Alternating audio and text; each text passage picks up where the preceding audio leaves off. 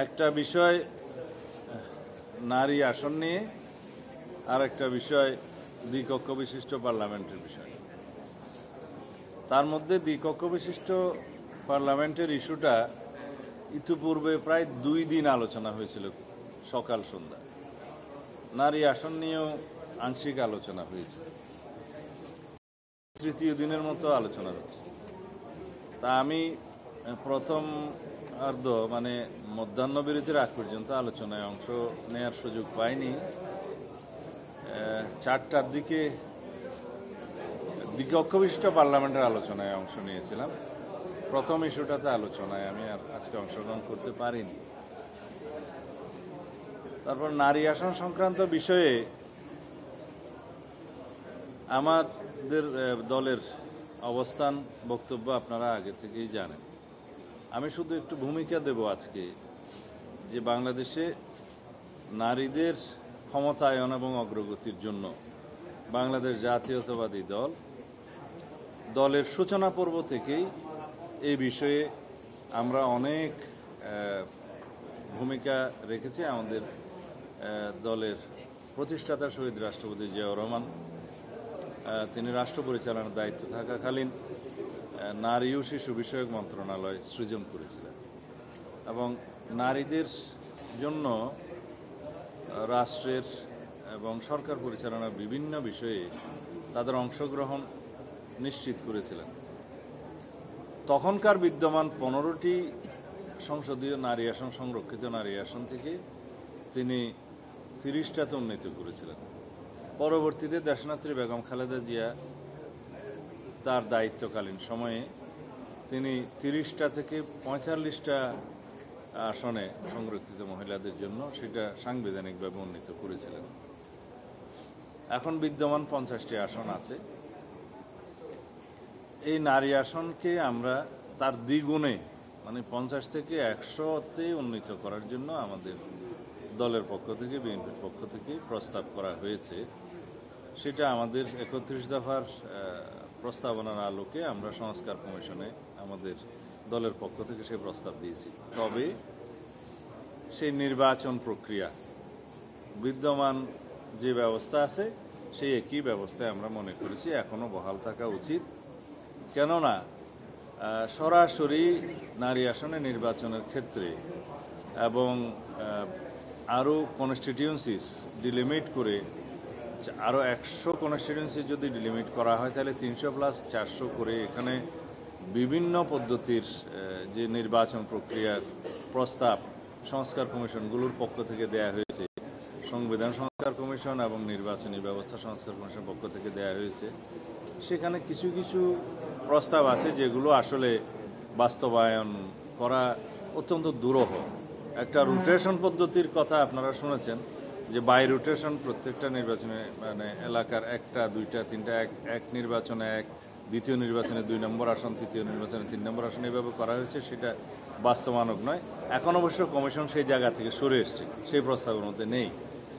দ্বিতীয়ত ওনারা আরেকটা প্রস্তাব দিয়েছেন যে বিদ্যমান আসনের, মানে তাদের প্রস্তাব অনুসারে 100 যদি হয়, সেই 100তে শুধু নারীদেরকে মনোনয়ন দেয়। কিন্তু সেই আসনগুলো কিভাবে ঠিক করবেন সেটা কিন্তু পরিষ্কার নয়। সেই 100 আসন কোনগুলা, ডিলিমিট কিভাবে হবে, এগুলো পরিষ্কার নয়। আরেকটা প্রস্তাব এসছে আজকে নতুন করে, যে বিদ্যমান যে আসন আছে তার মধ্য থেকে 33% আসনে নারীর প্রার্থিতা, যেটা প্রায় 100 হবে, 1/3, সেটা দেয়া যায় কিনা।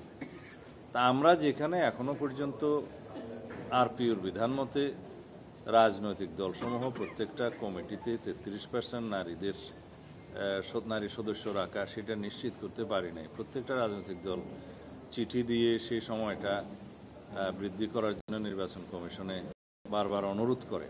কারণ আমাদের সামাজিক বাস্তবতা, আমাদের রাজনৈতিক বাস্তবতা এবং আমাদের সংখ্যাগরিষ্ঠ মানুষের ধর্মীয় রীতিনীতি এবং কালচার, এটা আমাদের মাথায় রাখতে হবে, যাতে করে আমাদেরকে বুঝতে সুবিধা হয় যে এই অবস্থা বাংলাদেশে বাস্তবতায় কতটা সম্ভব। আমরা আমাদের দেশে অধিকাংশ মানুষ নারীদের মধ্যে যারা পর্দানশীল তারা সরাসরি রাজনীতিতে আসতে চান না, বা ধর্মীয় কালচারের কারণে সরাসরি নারীদের অংশগ্রহণ অনেকটা দুষ্কর। সেই জায়গায় আমরা ক্রমান্বয়ে আগাতে চাই যে রাজনীতিতে নারীদের অংশগ্রহণ বা সরাসরি আমাদের কমিটিগুলো তৃণমূল থেকে কেন্দ্র পর্যন্ত একটা সময়ে এসে আমরা হয়তো দেখব যে সেটা 33% হয়েছে বা তারও বেশি হবে, কিন্তু ওভারনাইট সেখানে জাম্প করা এখন সম্ভব হচ্ছে না। সেই বিবেচনায় আমরা মনে করি বর্তমানে বিদ্যমান যে পদ্ধতি আছে সেটা সংরক্ষিত আসন আমরা 50 থেকে 100 করেছি এবং বিদ্যমান পদ্ধতিতেই তারা নির্বাচিত হোক। এখানে আপনারা অবশ্যই জানেন যে বিদ্যমান পদ্ধতির বাইরে সরাসরি নির্বাচনের মাধ্যমে যেটা 300 আসনের মধ্যে নারী মনোনয়ন, আমরা কিছু কিছু আসনে নারী মনোনয়ন দেই, সেই ক্ষেত্রে তাদেরকেও অনেক চ্যালেঞ্জের সম্মুখীন হতে হয় বাংলাদেশের বাস্তবতায়। এখন বিভিন্ন প্রক্রিয়া যেগুলো পরীক্ষা নিরীক্ষা চলছে যে সরাসরি নারী আসনে নির্বাচন দিলে হয়তো এক সময় তারা উপযুক্ত হয়ে উঠতে পারবে, এই মতের সাথে আমরা একটু অন্যভাবে একমত। যেমন ওভারনাইট কোনো বৈপ্লবিক পরিবর্তন হয়তো এই প্রক্রিয়ায় আসবে না, কিন্তু আমরা যদি গ্র্যাজুয়ালি যাই একটা সময়ে অবশ্যই নারী আসনগুলোতে সরাসরি প্রতিদ্বন্দ্বিতা করার মতো অবস্থা বাংলাদেশে আসবে এবং সেই সময়ের জন্য আমাদের অপেক্ষা করতে হবে। এখন আমাদের সংবিধানের বিদ্যমান অনেকগুলো বিধান আছে সমাজের পিছিয়ে পড়া জনগোষ্ঠীর জন্য, নারী সমাজের জন্য। এখন আরও বিভিন্ন বিধান হয়তো আমাদের করতে হবে যারা ফিজিক্যালি আদারওয়াইজ অ্যাবল, মানে আমরা এটাকে ডিসেবল না বলে যেটা বলে আর কি স্পেশালি অ্যাবলড পার্সনদের জন্য যেমন কোটা সংরক্ষণ করতে হয়, এবং সেটা আছে আর্টিকেল 28-এ আছে, 28(4) খুব সম্ভবত 29-এ আছে। তো এগুলো কেন আছে? যেহেতু আমরা ওভারনাইট এই পিছিয়ে পড়া জনগোষ্ঠী এবং নারী সমাজের জন্য আমাদের বিভিন্ন সেক্টরে সরকারি সুবিধাদি নিশ্চিত করতে হবে, যেহেতু ইকুয়াল প্রতিযোগিতার ক্ষেত্রে তারা আদারওয়াইজ যদি প্রতিযোগিতা করে সেই ক্ষেত্রে হয়তো পিছিয়ে থাকবে। তো এটা হচ্ছে আমাদের সমাজের বাস্তবতা, এবং সেই জন্য সংবিধানে আগের জেনারেশনের যারা সংবিধান প্রণয়ন করেছেন তারা এগুলো চিন্তা করেই করেছেন। এটা পৃথিবীর বিভিন্ন দেশে আছে, এই পিছিয়ে পড়া জনসমষ্টি, নারী, শিশুদের জন্য বা অন্যান্য যারা পিছিয়ে পড়া জনগোষ্ঠী তাদের সঙ্গে এটা করতে হয় যাতে তারা একটা জায়গায় এসে সমতার মধ্যে দাঁড়াতে পারে এবং রিজার্ভ রাখতে হয়। সেই ধারণা থেকেই এই নারী আসনের, সংরক্ষিত নারী আসনের ধারণাটা। যাই হোক, সেটা আরও আলোচনা হবে। আলোচনার মধ্য দিয়ে যদি কোনো গ্রহণযোগ্য প্রস্তাব আরও পাওয়া যায় সেটা আমরা দলীয় ফোরামে আলোচনা করে তখন সিদ্ধান্ত জানাতে পারবো। সেকেন্ডটা শেষ করি।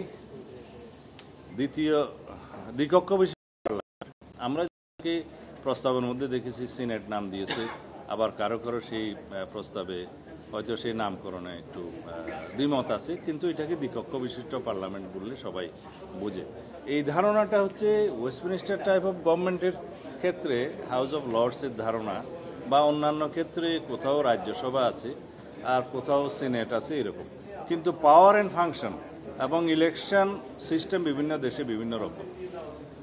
আমাদের এখানে আমরা যেহেতু এটা নতুন প্রচলন করার জন্য চেষ্টা করেছিলাম, আমাদের 31 দফাতে সেই আইডিয়াটা আমরা জানিয়েছি, প্রস্তাবের মধ্যে আছে। আপনারা নিশ্চয়ই সেটা জানেন যে সমাজের, রাষ্ট্রের বিভিন্ন সেক্টরে যারা অবদান রেখেছে, যারা বিভিন্ন সেক্টরে খ্যাতিমান ব্যক্তি, বিভিন্ন শ্রেণী পেশার যারা বিশিষ্ট ব্যক্তি, তাদের মেধা, প্রজ্ঞা, অভিজ্ঞতাকে কাজে লাগানোর জন্য রাষ্ট্র গঠনের ক্ষেত্রে, মানে জাতি গঠনের ক্ষেত্রে আমরা এই ধারণা থেকে তাদেরকে প্রতিনিধিত্ব আকারে সেই হাউজে নিয়ে এসে রাষ্ট্র গঠনে বা সমাজ বিনির্মাণে, দেশ বা মানে এটাকে বলা হয় জাতি গঠনে আর কি, এটা সংক্ষিপ্ত ভাষায় জাতি গঠনে যাতে তাদের অবদানটা, তাদের মেধাটা কাজে লাগাতে পারি, সেই আইডিয়া থেকেই প্রতিনিধিত্ব আকারে আমরা তাদেরকে সেই জায়গায় নিয়ে আসার জন্য এই আপার হাউসের, আপার চেম্বারের প্রস্তাবটা আমরা করেছিলাম।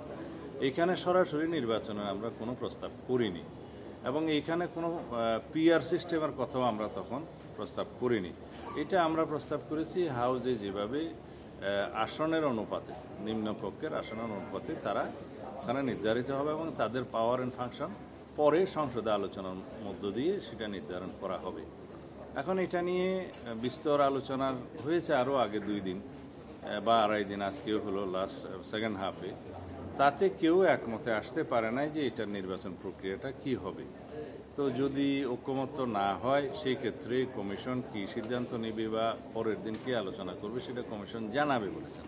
তবে হাউজের মধ্যে বিভিন্ন রকমের আলোচনায় বিভিন্ন রকম প্রস্তাব এসছে, কিন্তু নির্বাচন প্রক্রিয়া নিয়ে কেউ ঐকমতে আসতে পারেনি। তবে এই বিষয়ে মোটামুটি একটা কনসেনসাস আছে যে আপার হাউস থাকতে পারে। কয়েকটি দলের অবশ্য অন্যরকম বক্তব্য আছে যে আপার হাউসের প্রয়োজন নেই, আর কয়েকটি দলের এরকম বক্তব্য আছে যে আপার হাউস তারা চায় যদি পিআর সিস্টেমে নির্বাচন হয়। তো সুতরাং এই আলোচনাগুলো নিয়ে কমিশন তাদের নিজেদের মধ্যে একটা বৈঠকে বসবেন আজকে বলেছেন। তারপরে আগামীকালকে দেখা যাক ওনারা কি বলেন, তখন আবার আলোচনা হবে। এই হচ্ছে আমাদের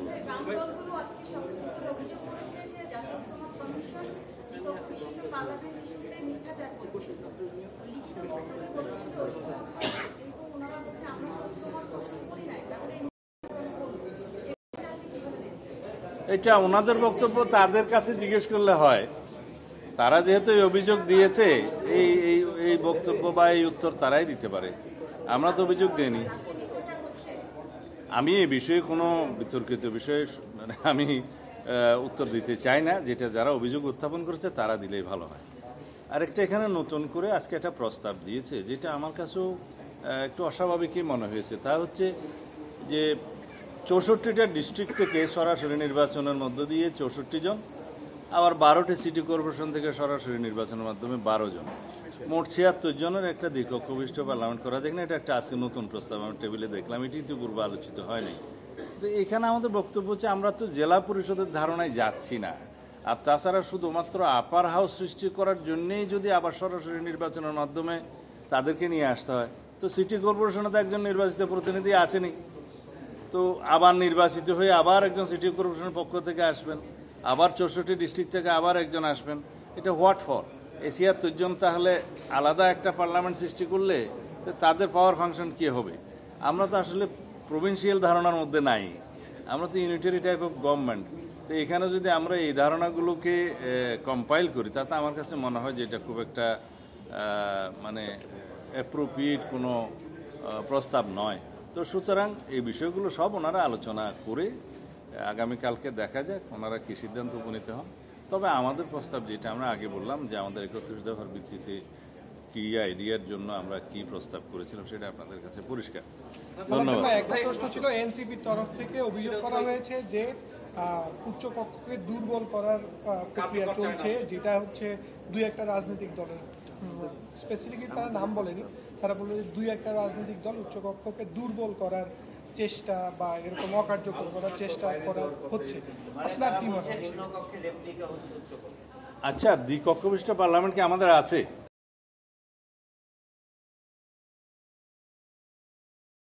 পার্লামেন্ট গঠনের প্রস্তাব তো আমাদের, বাকিরা কবে কখন এই প্রস্তাব দিয়েছে আমরা জানি না, কিন্তু এই প্রস্তাব তো আমরা আরও 1.5-2 বছর আগে দিয়েছি।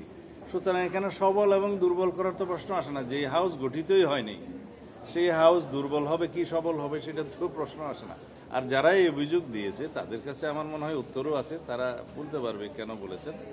তবে উচ্চ কক্ষের ধারণায় যদি ঐকমত্য না আসে সেই ক্ষেত্রে কি করা যায় সেই সিদ্ধান্ত হয়তো পরে হবে। কিন্তু এখনই যদি অভিযোগ করা হয় যে উচ্চ কক্ষকে দুর্বল করা, যেখানে উচ্চ কক্ষ গঠিত হয় না সেখানে সবল এবং দুর্বল করার প্রশ্ন তো আসে না। একটা প্রশ্ন, সেটা হচ্ছে ভাই 2001 সালে আপনাদের যে নির্বাচনী ম্যানিফেস্টো ছিল সেখানে স্পষ্ট ভাষায় লেখা ছিল যে নারীদের সরাসরি নির্বাচনের ব্যবস্থা করা হইবে। তো আজকে 24 বছর পর যদি আপনি বলতেছেন যে এখনো সমাজ প্রস্তুত হয় নাই, তো তখন কেন আপনারা এই প্রতিশ্রুতি দিয়েছিলেন যেটা আপনারা করবেন? সেটা তখন যে প্রস্তাব দিয়েছিল এই প্রস্তাবের সাথে আমরা এখনো দ্বিমত পোষণ করি না, কিন্তু কথা হচ্ছে সেই সময় সেই পরিস্থিতি সেই সমাজের অগ্রগতি এখনো হয়েছে কিনা সেটা আপনারাই বিবেচনা আর করেন। আপনাদের প্রতিশ্রুতি ছিল যে 2006 এর মধ্যেই আপনারা এই সরাসরি নারী আসনে নারী নির্বাচনের ব্যবস্থা করবেন। সেটা তখনকার ধারণায় 2006 সালের মধ্যে সেই অ্যাচিভমেন্ট কিছুটা অর্জন করা যাবে বলে আমরা তখন মনে করেছিলাম। আমরা তো সংস্কারের মধ্যে দিয়েই যাচ্ছি। আজকে 1991 সালে যেটা আমরা মনে করেছিলাম, যেমন যে 1991 সালে বলা হয়েছিল যে উপজেলা পদ্ধতিতে উপজেলা আদালতগুলো সবগুলো উঠিয়ে দিয়ে শুধুমাত্র ব্রিটিশ আমলের চৌকি এবং দ্বীপাঞ্চল ছাড়া বাকি কোনো জায়গায় উপজেলা আদালত রাখতে পারবে না। এখন আজকে 35 বছর পরে এসে আমরা অনুধাবন করছি যে কিছু কিছু উপজেলা আদালত এখনো প্রতিষ্ঠা করা দরকার। সেগুলো জনঘনত্ব, মামলার সংখ্যা এবং দূরত্ব, ভৌগোলিক অবস্থান এবং যোগাযোগের ব্যবস্থা ইত্যাদি বিবেচনা করে কিছু কিছু উপজেলা আদালত এখন বসানো দরকার। সেই ঐক্যমত্যে আমরা পৌঁছেছি। তো সুতরাং একটা জায়গায় দাঁড়িয়ে থাকাটা সমাজের অগ্রগতি নয়। 20 বছর 30 বছর পর তো সংবিধানেই অনেক ধারা পরিবর্তন করতে হয় সমাজের চাহিদা অনুসারে। সুতরাং যখন যেটা সমাজ চাইবে এবং যখন যেটা সেই রকম একটা উপযুক্ত পরিবেশে আসবে, সমাজের চাহিদা অনুসারে এবং জনগণের চাহিদা অনুসারে বাস্তবতা অনুধাবন করে তখন সেটা অ্যাডাপ্ট করতে হয়। তার নামই সংস্কার।